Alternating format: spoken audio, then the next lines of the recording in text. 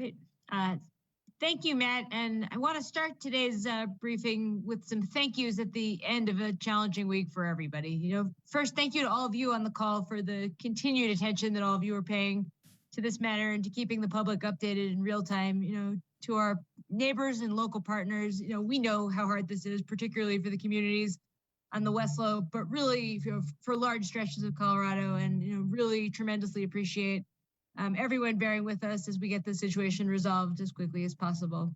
A big thanks to our team, for an incredible effort over the past couple of weeks. And, you'll hear directly from the incident command team about the progress, but, having seen it over the last few days relative to a week ago, it's nothing short of incredible how much has been accomplished in a short period of time. There's a long way to go, but a lot of progress to report on. And we are very much tracking the governor's goal of having it reopened on Saturday, and that's part of what you'll hear about today are the steps that have happened and continue to happen to make that a reality. I would reiterate before turning it over to our incident commander, Mike Goolsby, that when it reopens, it will be in a one lane configuration. So there's going to be reduced speeds and a need for people to drive with extra care on the roadway, and that will mean keeping your eyes focused, moving forward. And there's a lot to see on the sides, but we're going to need drivers to be attuned to driving safely and in an attentive manner, keeping slow, sticking to the speed limit, which is going to be slower than usual, and just being sort of mindful of driving in a work zone, which is what this is going to be for the next few months. Again, we are on track for the reopening to occur on the timeline we talked about the other day, which is Saturday, and working aggressively towards the timeline of Thanksgiving for the completion of the permanent repairs. And again, you'll hear more about where we are in the process of selecting partners to help build that project shortly. Matt, back to you. Thanks, Shoshana. I'll hand things over now to our incident commander, Mike Goolsby. Mike, go ahead. Thank you, Matt. Good afternoon, all. I'm going to keep my statement pretty brief and give you all the opportunity to hear from our Deputy Incident Commander and Deputy Chief Engineer Keith Stefanik. But a couple of things I'd like to point out is we've made major strides both on the engineering plan side this week and on the maintenance side to get the canyon ready to open. I've been really grateful to have the department's Deputy Chief Engineer with us in the Incident Command to work with our engineering team here based in Glenwood. And I know there's a lot of technical stuff and there's a lot of interesting things that are going on. So I'm going to turn this over to Keith. So I'm pleased to give you all Keith Stefanik, the Deputy Incident Commander and Deputy Chief Engineer for CDOT. So Matt, I'm going to stop there and let Keith take over. You bet. Thank you, Mike.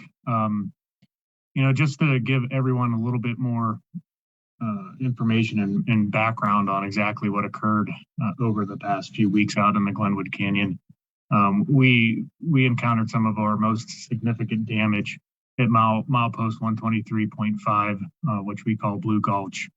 The events of July 30th and 31st really caused major damage to the infrastructure at that location. A lot of that infrastructure and that damage could not be seen visibly until we were able to get the debris, the material cleared from both of those lanes in order for our engineering inspection teams to take a look and see what that damage was. That occurred on Sunday. We were able to get teams in all this week. All of our inspections this week have shown that the remaining infrastructure in that location is structurally sound. It will, both the westbound deck and the eastbound embankment will support one lane in each direction. We ran through a lot of inspections and to back that up. Staff Bridge, our geotech group, FHWA, we all looked at it and we're very confident that can meet those expectations for Saturday morning. So some of the work that has been occurring over the last few days, we've made tremendous progress on getting some super sacks filled on the north side of I-70 in order to provide temporary rockfall protection in that area. That was about 150 bags, 1.5 ton or 3,000 pounds per sack. So that was a great accomplishment, and that'll provide a layer of protection for the traveling public for any small to medium rocks that come down through that Blue Gulch area. We were also able to get some temporary pavement placed at westbound mile marker 123.5, temporary barrier, getting that ready for opening, as we alluded to, the governor's goal of Saturday afternoon. Down on the eastbound side at milepost 123.5, crews were able to reestablish the embankment of 100 linear foot section of roadway, get that up to grade with rock embankment, some class 6 aggregate base course, and then also about 8 inches of asphalt pavement. Our crews have just completed that asphalt pavement. We are now placing barrier down there in anticipation of tomorrow's opening. It was a tremendous amount of work accomplished by our CDOT maintenance crews and an emergency contractor that we put in. But again, we're not out of the clear. We have to get very good cooperation from Mother Nature and make sure she is not establishing more events that place material down on the viaduct. We also need to make sure that we can get an emergency contractor in here to do the repairs necessary to get 2 lanes open in each direction. We just had a job showing today with approximately a little over 10 contractors. Bids will be received next week with hopes of awarding a contract on Friday, August 20th, I believe that is, with the hopes of them starting on the 23rd. So our goal is to have those 2 lanes in each direction by Thanksgiving. So again, just like Director Liu said, we appreciate your patience while we work out there. Throughout the canyon, there will be daytime lane closures outside of 6 a.m. to 8 a.m. in order for our crews to continue removing some of the material from behind the barrier and providing a lot more cleaning efforts along that corridor. We find it very important to get 1 lane, a minimum 1 lane in each direction while we do that. So once again, successful week. We anticipate opening this up tomorrow afternoon to meet the governor's goal. And I would just like to thank everyone for their patience. CDOT will open this. We will open it safely. That is our number 1 goal. So with that, I'll turn it back over to Matt. Thanks, Keith. And I think Director Liu, we just have a closing thought or 2 from you before we get to questions. Sure. I would just end where I began by reminding everyone that safety needs to be our top priority as we move from a closure to a work zone. We really want to reiterate that motorists need to be mindful of driver behavior, anticipating that the speed limit will likely be 35 miles per hour. So prepare for slower traffic and be respectful of each other and respectful of the speed limit. As I said, we're also aware that this has been of great interest for, all of the obvious reasons to folks across the state. But seeing the damage and focusing on the damage instead of driving could create very dangerous conditions in the canyon. So, we really ask everyone to keep your eyes on the road and drive, with extraordinary care through this area. We'll also, to Keith's point, be bringing in a permanent contractor, quite soon, which means that this is going to be an active work zone with folks working on the road to get the road repaired to its permanent configuration as quickly as possible. But that also means that there's going to be, traffic closures that are part of a normal construction project, and all of the rules that normally apply when driving in a work zone. So please, mind the cone zone, be respectful of other drivers and of the people working in the area to keep it safe and repair it to its permanent configuration. And with that, I will turn it back to Matt. Thanks. Thanks, Director Liu. Seeing a couple questions pop right away, and I know Marianne Goodland has had her virtual hand raised, so we'll start there. Go ahead, Marianne. And I'm going to also ask the question that Patty Nyberg from AP is asking. What time are we looking at for Saturday for the reopening?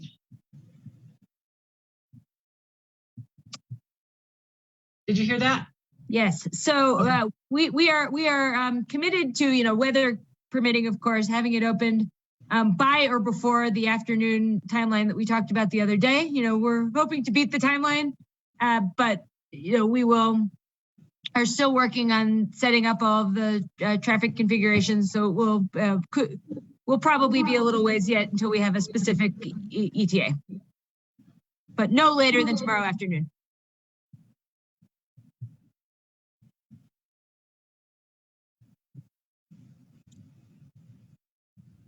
Okay, thanks. Seeing a couple questions load up in the chat. Rob Hagan, are you able to unmute and ask just so that we can get it onto the recording as well? Appreciate that. Yes, can you hear me? You're a little soft, so if you can speak up, that's great. Can you hear me now? Yes. Okay, yes, this is Rob Hagan with KREX5 News, Grand Junction. I was just wondering where the 11.6 million or the 10% of the emergency relief that was asked for, where that's been allocated and if it has been put to good use or if it's just purely reimbursement. Sure. So I can talk a little bit about the emergency relief requested from the U.S. Department of Transportation. So what was submitted earlier this week was what's called the letter of interest for our overall request for emergency relief under Title 23, the funding for the Federal Highway Administration. That's an estimate of everything from the immediate needs that we've been going through over the last couple of weeks to get the road clear and open, to the construction project that's going to have to happen to repair the damaged areas, to a permanent configuration, to a placeholder for some of the resiliency improvements that we're looking at over the longer term. Under the Federal Highway Program, up to 10% of the total request can be asked for as what's called quick release, meaning that it's available on a front-loaded basis. Some of that will pay for reimbursing all of the work that our maintenance forces and partners have done over the last couple of weeks to get the road clear. Things like removing the material from the roadway, the emergency contract that Keith mentioned to fill the hole on the lower deck at 123.5, things like that. And it will remain available for the work that has to happen over the weeks and months to come, to get the road fixed. The ongoing portion, we will be providing more detailed assessments to the federal government to refine those over time, pursuant to the way that this program works.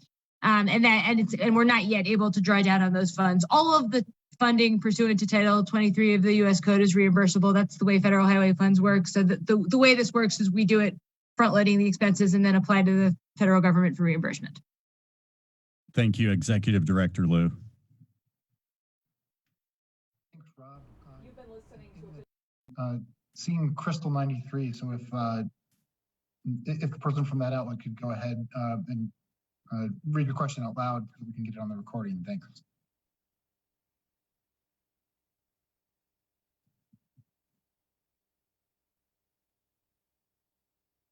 And if they're not there, I'll go ahead and handle asking what has been done to mitigate future mudslides and rockfall. I can take that one, Matt. So our Geohazard group, the CDOT Geohazard group, has been out to examine some of the major slide areas. We have looked for any loose material if that needs to be mitigated. We really didn't find a whole lot of loose material and are pretty comfortable where the reaches stand right now. But I will tell you, we do live in the state of Colorado, which is at high risk for rockfall protection, especially for rock falling up through the Rocky Mountains. So definitely always need to keep that on mind when traveling any of the interstates, roadways, state highways throughout the Rocky Mountains. That there's always rockfall risk. But we will continue to look at this canyon. We're using a technology called LiDAR in order to map the canyon and see and compare that to the past history to see exactly how much damage was occurred over these events. So that is something that we will be taking a look at. We feel pretty confident right now that we've mitigated what we need to get the road open, but we will continue that assessment over the next several months to years. This was a very large event, a very high intensity event that we need to continue looking at the damage that has occurred from that event. Thanks, Keith. And we want to flag for everyone that Tracy Trullo just added a link to an updated media kit for those of you who are looking for some elements to put things together. We can send that out separately as well, but just wanted to flag that for you. Trying to track these in order. I believe next we have Jesse Paul with his hand raised. Jesse, go ahead. Hey, Matt. You guys mentioned that the road wouldn't be fully reopened until Thanksgiving and that the work wouldn't be done till then. I'm wondering if you can elaborate a little further on, what that looks like and why the time frame is so long. I can take that one as well. So the work that needs to occur is a very extensive infrastructure loss and infrastructure reconstruction at milepost 123.5. Basically, we need to reconstruct portions of the westbound deck. We lost the inside barrier. We lost the strands the structural strands that go across the interstate and tie if you're familiar with the Glenwood Canyon, there's a 6-foot cantilever section for the westbound shoulder section. We completely lost all of that parapet and railing. So that section of westbound I-70 there needs to be partially reconstructed or fully reconstructed in that area. And in order to keep traffic open, we need to construct that or phase that in almost in a half. So imagine shifting, there's really not enough room to shift 2 lanes around at one time. So we have to build the south half with the traffic to the north, and then build the shift traffic to the newly constructed south side, and then build that north segment. We also need to do that on the eastbound, that 100-foot section. So not only did we lose the roadway, we lost probably almost 50 foot of the retaining wall that's adjacent to the Colorado River. So all of that infrastructure through that area needs to be reconstructed. Like Director Liu said, we will need to be doing we will have that permanent single lane closure at 123.5. And then we'll also need to do some overnight closures in order to allow the contractor more access to pour concrete, to do some forming, to do some safety critical work. So we are taking a look and trying to limit those closures as much as we can, but we definitely will need to do that. This was just an absolutely tremendous infrastructure loss at 123.5. So we definitely need to take a look at that and take the phasing into consideration. So that's where you'll see why it will take a few months. We're hoping to exceed expectations and have that done prior to Thanksgiving, but that's the target we have right now. And I would just add to that, just as you think about the geography, that the most severe damage is at milepost 123.5, and sort of the second most severe damage point is milepost 124.5. That's not anywhere near the whole balance of the canyon. Most of the area will be running pretty close to normal. There will basically just be a work zone as if you were doing a construction project, which is what will be occurring, in that general part of the canyon. But the rest of it will be running at a fairly normal configuration. Yeah, that's a great point, Director Liu. What I failed to add is at eastbound milepost 123.5, we'll have the lane closed there for that construction work. But that lane closure is also going to extend almost a mile to the east in order to encapsulate what Director Liu referred to as milepost 124.5. There's a section of the Colorado River that is adjacent to the bike path and eastbound I-70. The water levels are still high, and the debris flow in the river is still high, which keeps that water diverted over towards eastbound I-70. Our engineers were able to inspect it from what they could. We believe that the infrastructure is sound, but until we are able to get our eyes exactly what has occurred down adjacent to the river, we're going to keep one lane through that and push it to the north or the left lane through there. So we're going to extend that closure through there in order to get the I-70 open on the eastbound side, but also to continue our inspections in the future. So once that debris and water is cleared, we can fully assess that area. Keith, I see Tracy answered the question in the text box, but can you just address that quickly for folks listening? What is the question? And I'll just read it out, Keith, for you. The fairly normal configuration you referred to, is that still limited to one lane in each direction through the whole canyon or just in parts? Yeah. I touched a little bit on that. The main closures will be at 123.5. So one lane in each direction on their respective decks. So the top deck westbound, that'll be one lane. The bottom deck eastbound, that'll be one lane at 123.5. That closure will extend to that eastbound closure at 123.5 will extend out to 124.5. Those will be permanent closures for over the next several months. Then we will have periodic closures outside of the hours of 6 a.m. to 8 a.m.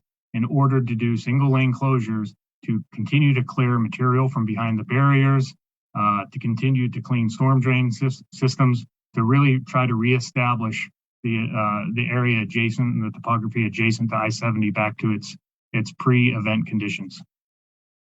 But just to provide kind of a concise answer on that precise question, it's just in parts.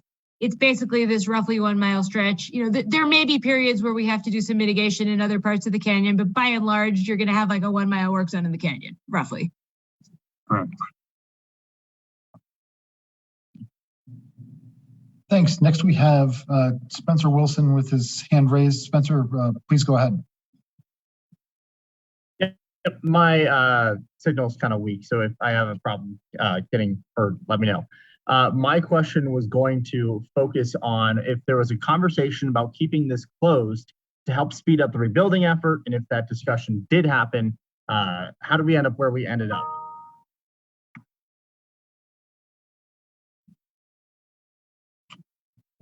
I think Director Liu, do you want to take that, or would you like me to answer? Go for it. Yeah.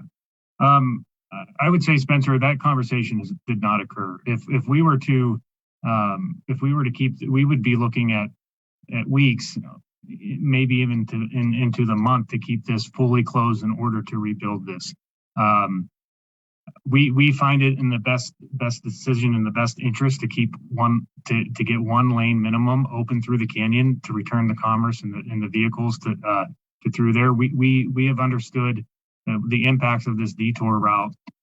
We fully believe that if traffic does back up, say 20 to 30 minutes with that single lane closure at certain times during the day, that is a lot better than going the alternative routes around this. So it's kind of looking at both situations and trying to understand. So we really feel confident that this is the best decision to alternate lanes in order to rebuild this infrastructure within the canyon.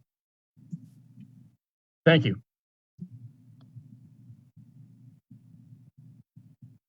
Thank you, Keith. Next, going through a number of questions coming in the chat. Ray Urku, apologize if I'm mispronouncing. I think I had you next in line if you're able to unmute and ask your question. Absolutely. No, you got it right on the dot. Thank you so much. Ray Urku with the Glenwood Springs Post-Independent. Sort of to piggyback off the last question there, it seems as though some GPS systems are a little bit inaccurate in sending some motorists on wild goose chases. Just recently, we had a commercial passenger bus that got stuck in the flat tops that needed to be rescued. Do you guys have any advice to motorists who think they can use GPS to circumvent some of the closures, or excuse me, the one lane situation in Glenwood Canyon? What is your advice to them, to those people who do like using GPS, and sometimes those GPS systems can be inaccurate? I can take that one. It's a fantastic question, and GPS is an incredible tool that is invaluable for drivers, particularly when you don't know the area well. But it doesn't replace common sense in terms of picking a route, particularly when driving through the mountains. I would say that drivers should be very careful about any route that doesn't sort of look like a major highway that routes you over mountain passes and otherwise. Always check CoTrip for information on the status of the state highways. But I think for those secondary routes, really make sure that you understand where the GPS is sending you. If you're going to follow a route that doesn't follow intuitive logic in terms of the obvious major roads. Some of the apps will tell you if a route is unpaved, not all of them. If it says that, it usually means it. So really, I think particularly for folks who are driving in terrain that they're not familiar with, be very, very careful to make sure that you're truly prepared for the places where GPS is taking you. Thank you so much. Thanks, Ray. Next on the list I'm tracking, I've got KDVR, if you can go ahead and unmute.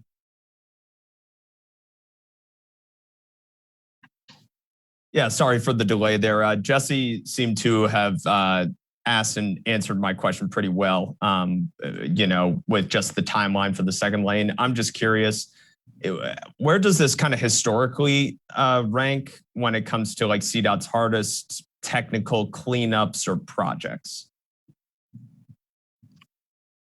Hardest technical project cleanups or projects. I really can't speak to the history of CDOT on that one, but what I can speak to is this is one of the largest and single most intense storms that has occurred within the Glenwood Canyon in years. The destruction from this event has never been seen before in this canyon. Technically, we will get this fixed. This is something that is fixable. It's just going to take a little bit of time with the phasing component that we have to maintain traffic through here. We understand the scope is right now as we see it. Once we get our contractor in there and our engineers further uncovering material, we still haven't found the bike path at 123.5. So we're not sure exactly where it's located. We're missing a couple culverts at that location as well. So once our contractor gets in there and starts taking a look at that area, a lot more answers and a lot more known items will be found.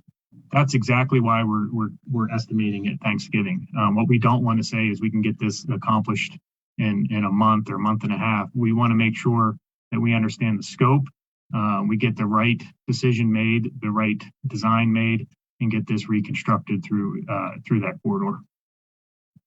Thank you. Yeah, I would just add to that with respect to the question about sort of where this ranks, that the Forest Service is categorizing the rainfall and mudslide event that occurred as a 500-year event. They've described having modeled the mudslide risk after the fires as a 100-year risk, and that what happened this season with the most intensive rainfalls was a 500-year event. So that just gives you a sense of perspective too.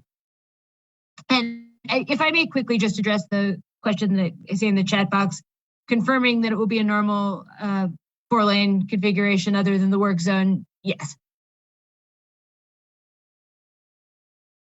Thanks, Director Liu. And I'll just quickly pause if Aspen Public Radio has a follow-up there, because I know we've had a little back and forth.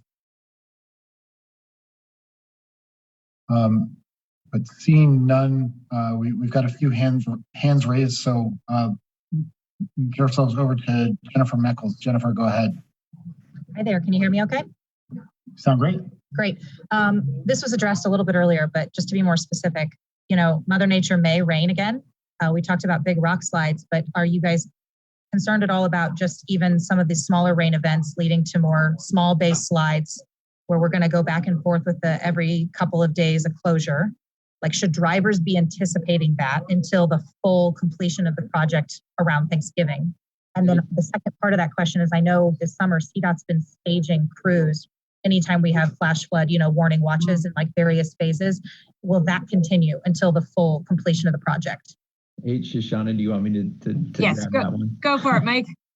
Jennifer, really, to be honest with you, nothing's going to change from the protocols that we had set forth with the watches and the warnings. One of the things that we've been discussing with our CSP partners and others is to take a look at that and make sure that that's still accurate, working with the National Weather Service and the things that we're doing. But those protocols will still be in place. Our folks will still be on standby. If it does go into a watch or a warning, we will still follow those same protocols. And again, until we get out of the monsoon season, if we get that event at the 1/4 inch or a 1/2 inch in that 15-minute period, there's still the possibility of those material slides coming down and impacting the roadways. I don't know that it's specific to any one location in the canyon. We had during the last big event, we had 13 different locations that slid and put material on the road. So we will have to watch Mother Nature, and we'll have to watch the skies just like we have been, regardless of the situation and regardless of the construction that's ongoing at the 123.5. Did you get everything, or did I miss part of that? Yes, and you and I were the folks who spoke last time about that very protocol. So thank you. I just wanted to know if drivers should basically be thinking, just because we're going to see lanes open, some of the same things may still be touch and go. So. Yep, absolutely. Thanks, Jennifer, and thanks, Mike. Next on my list, I've got Nate Miner. Nate, please go ahead and unmute. Hey, yeah, Nate Miner, Colorado Public Radio. I want to ask Shoshana about the two stories that Channel 7 and Channel 9 published last night about Independence Pass. And really, I'm interested in why, if there was a reason that CDOT couldn't limit or close Independence Pass, short of what seems to be, deceiving the app companies, I guess my question is, why did it have to come to that? And the second question is, I'd just be interested in your reaction to that incident. Thank you. Sure. Thanks, Nate. And just to sort of touch on the context for this, last summer when we were facing the fires, there was a couple of days when there was very, very heavy and very dangerous traffic on Independence Pass, and there was a quite treacherous scenario where a lot of CMVs and a lot of vehicles that exceeded the size limit for Independence Pass were breaking the rules. In order to kind of,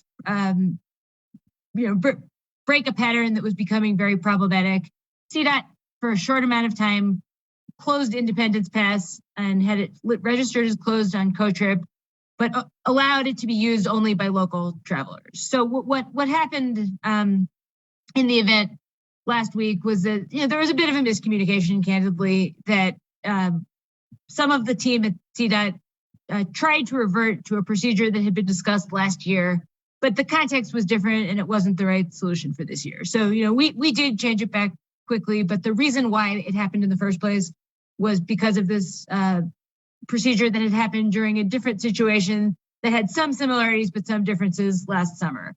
Upon reopening it, CDOT actually implemented a range of new safety measures that have been working pretty well. At the Narrows and Independence Pass, there have been temporary traffic lights installed, and that's really helping to meter the traffic. We have checkpoints at both ends of the pass that are helping to make sure that we don't have vehicles that exceed the limits, sort of transgressing those rules and going into it. I believe that we've gotten even some outside support from the Guard on that matter.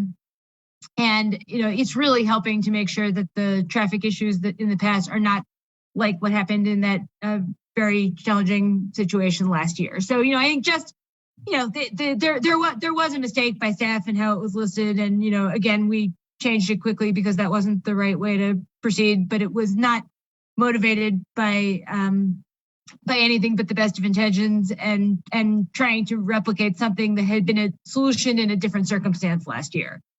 I think in terms of the choice to keep it open, our posture in this event is that every road that is a, important alternate route for the kinds of traffic for which it's appropriate should be kept open, right? We made a very hard choice to suspend traffic on US 50 in order to make that available. It's going to result in delaying the completion of that project. So it wasn't something we wanted to do, but we believe that given the, very significant inconvenience of this closure, we just have to do everything we can to keep the other routes available to travelers. Independence is different than some of the others because of the size limits, but with these appropriate safety measures in place to keep the vehicles that shouldn't be in the pass out and to help to manage one way in each direction in the Narrows, we're seeing it working and we're keeping a close eye on the situation.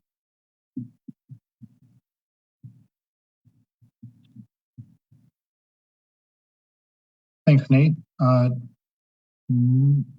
Keeping us in order, I've got Jason Luber next on my list if you want to unmute. Go ahead, Jason. Hi, Matt. Thanks. And hi, Shoshana. Will there be any discipline following up on the same report that we did yesterday? Is there going to be any discipline or changes with the procedure going forward?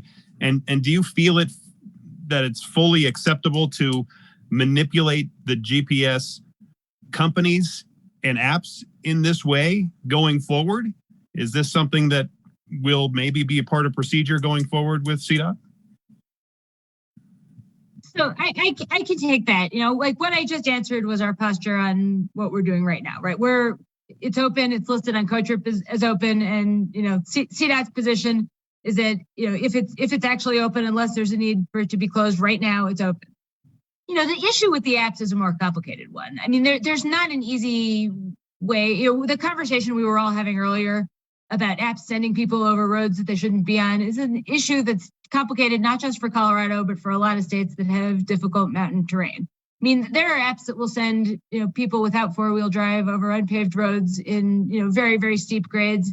And it's hard to, you know, there's not a great way to manage the fact that when that happens, it can put drivers in a dangerous situation. So, you know, again, I would say that, you know, nothing you saw there, you know, I wouldn't have characterized it as lying to the GPS. I think it was, you know, it was more a question about whether the policy that had been employed last year, which actually was to close it except for local traffic, was the appropriate policy for this year. So I think, you know, I think it's you know, that is more what happened.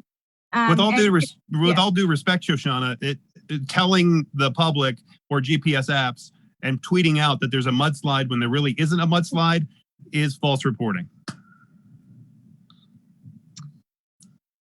The CoTrip at that time, I don't, and Matt, correct me if I'm incorrect here, but I don't believe that the CDOT CoTrip update said that there was a mudslide at that particular moment. There was a tweet that was sent out that Pitkin County then checked out and said that this was unverified, and Pitkin County, which you can also address, then had to retract their tweets because they were retweeting what the operations center had sent out about a mudslide that happened on Independence Pass.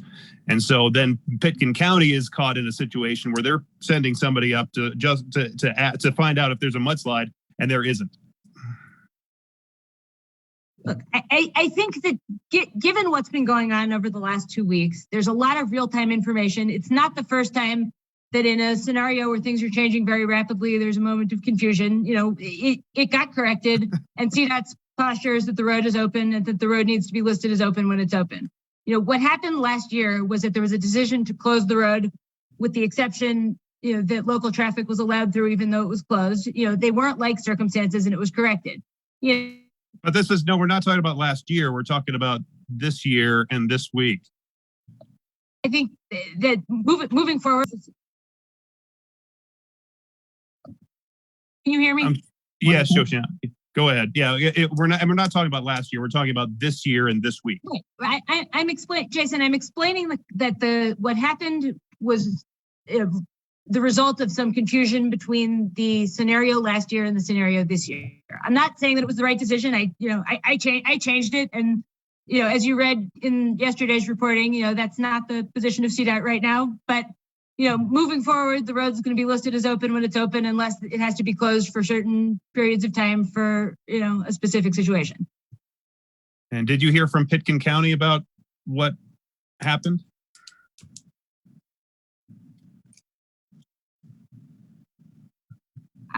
I'm looking around. I don't know that we tracked that, but I'm checking our other presenters as well.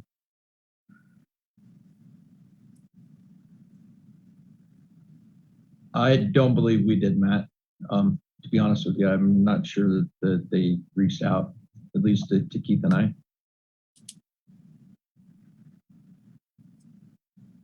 Okay. Next on the list I'm tracking is Patty Nieberg. Hope I got that last name right. If you could go ahead and unmute and read the recording, can grab your question as well. Sure. Yeah. Nyberg. I'm with the AP. Keith mentioned that some of that inspection showed that the structures were structurally sound. So can you just clarify which parts you were saying are considered structurally sound as of now? Yeah, the inspections that were completed were all at milepost 123.5. They were visual inspections confirmed by the as-built drawings and the information, the historical information that CDOT has. So when we take a look at that, we have zero concern of the stability of milepost 123.5 or at 124.8 I think it's eastbound 124.5. The rest of the roadway really suffered from a lot of material within the road. So that was where we had to clear a lot of the material out, haul it out to the various locations. But from an infrastructure perspective, it was really two main locations that we were concerned. And then our engineers, our inspectors were all able to confirm that we're good to go for Saturday.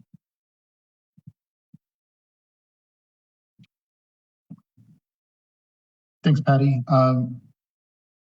Continuing to go through, Marianne, I had you as having your hand raised again, but I'm not seeing that anymore. I'm not sure if you had another follow-up or if it already got answered. Actually, I do. I was kind of curious about the bike path. Shoshana, I think, mentioned that it's still buried, and there was a question about whether it's even there anymore if it got taken out completely. Can you address that? I can take that one, Matt. Marianne, there's approximately 10 locations right now that the bike path has debris on it, or material as we're referring to it now. But that's a lower priority for us to get that cleaned off currently, just to try to get the traffic reestablished in the canyon. Keith referenced the 124.5. It's actually the 124.2 where our other concern is at the moment. And part of that is that portion of the bike path is underwater. There's 2 or 3 places right now where the bike path is submerged. And just to give you all a frame of reference, in the springtime when we have high water, the majority of the bike path from the Hanging Lake rest area, basically at the Shoshone Dam, down to the Shoshone Power Plant, from approximately the 123 to the 125, a majority of the bike path is underwater during high water. We have it closed on and off in the springtime. So it's a normal occurrence for us to not necessarily be able to see the bike path. The only thing that we're concerned with right now is the material flows that are in the river and the direction that the channel of the river is going currently in the 124.2 area. We can't get in there to inspect that quite yet, but the main damage to the bike path is, in a lot of places, is the railing where it's up against the Colorado River. But for the most part, the bike path is still there. The 123.5, just due to the amount of material that's on top of it from that slide, we just haven't been able to dig down to it yet to give you a good answer on whether it still exists. Thank you. Thanks, Marianne. Next on my list, I've got Steve Stager. Steve, go ahead and unmute if you can. Thank you. Question for Director Liu. I don't mean to belabor the point, but I do want to ask, a lot of people are reading this story, they're seeing this story about the alerts, and they're wondering, why should the public trust these alerts about closures in the future? And what does it say about the department that, in a sense, it seems that you didn't really tell the truth here about why the road was closed? I think there was absolutely,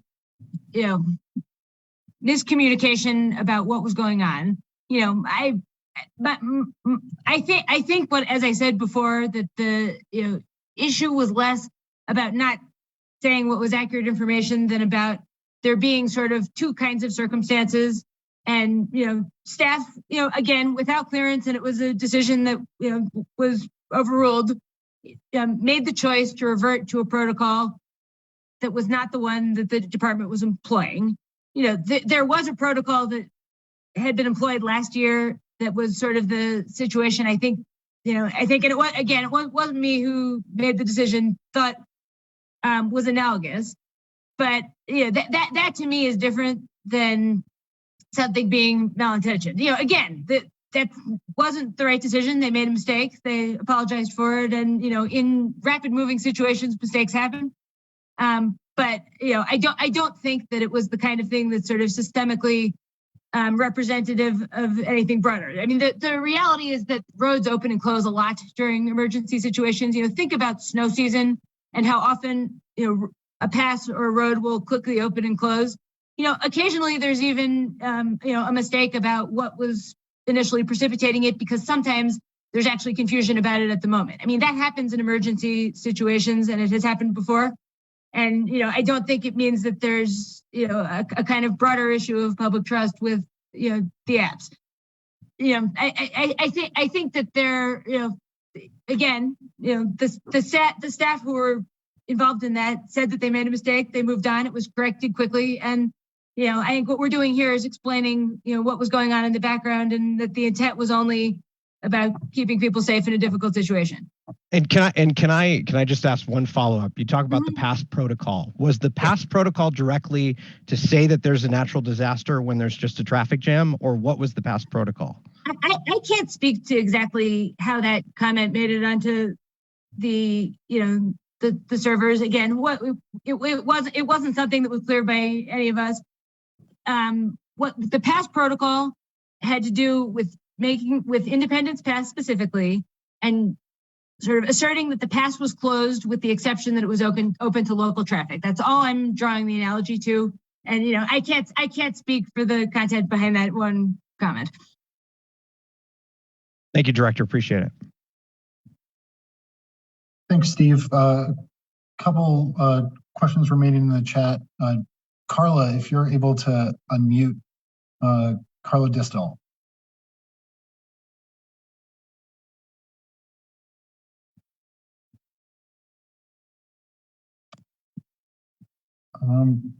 Not hearing you, so I'll just go ahead and read it to the group. Is there a projection as to when construction and associated closures will resume on the Highway 50 Little Blue Canyon project? I could take that one. We're not giving an opening date at this time because the assumption is that it will be closed until we're confident that 70 is stable and that there's not going to be a redundancy in closures to the traveling public that will make travel more difficult than necessary. At this point, the Little Blue Canyon project is going to bleed over to another season. And that actually gives us some more flexibility about making the choice to open it. I think that there's also a lot of concerns that we're always concerned about harvest season in particular and the needs of ag producers. So, the idea for this season is that, once it's closed, we're going to be in very close contact, particularly with the ag producers, about picking a, date to reopen it that doesn't impair their operations.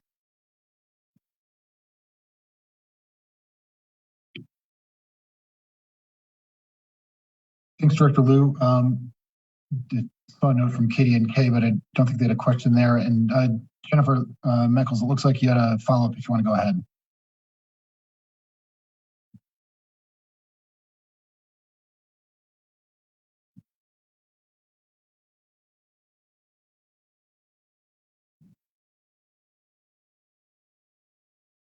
I'll again just read it out the chat. Jennifer was asking if we have a cost breakdown of the cleanup so far, as well as the estimated cost to finish the rest of the rebuild. I'm so sorry, I stepped away from my computer for a minute, but you have read my question verbatim as I would have asked it. Thank you. Thanks, Jennifer. Mike, why don't you touch a little bit on any of the maintenance costs, and I can touch base a little bit on the engineering stuff. Yeah, absolutely. So Jennifer, currently we've been tracking since back on June 26th when we first started getting all of these events that occurred. Right now, we haven't ran costs in the last week just due to the fact that everybody's busy trying to get the road open. But our estimated cost just from our maintenance staff and the support from the other regions when we've been bringing support from around the state to help us get this road open. The last actual report that I saw was pulled.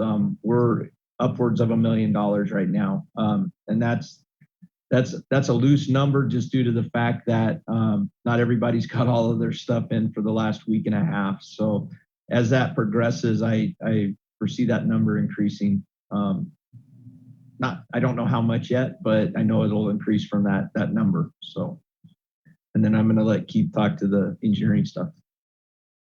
Yeah, Jennifer, I would say the best estimates that we have right now are included in the letter that our chief engineer, Steve Harrelson, sent off to the FHWA administrator, John Cater. So that had a pretty good breakdown of how it added up to the $116 million. we're confident that those, there were certain placeholder numbers in those estimates. The ones that are tied directly to infrastructure, we still feel confident in those estimates. I don't want to get into any particulars right now as we are open to bid on some of the repairs. So I want to get through that process before I comment specifically on some numbers. But in the general realm of things, we're fairly accurate with our estimates.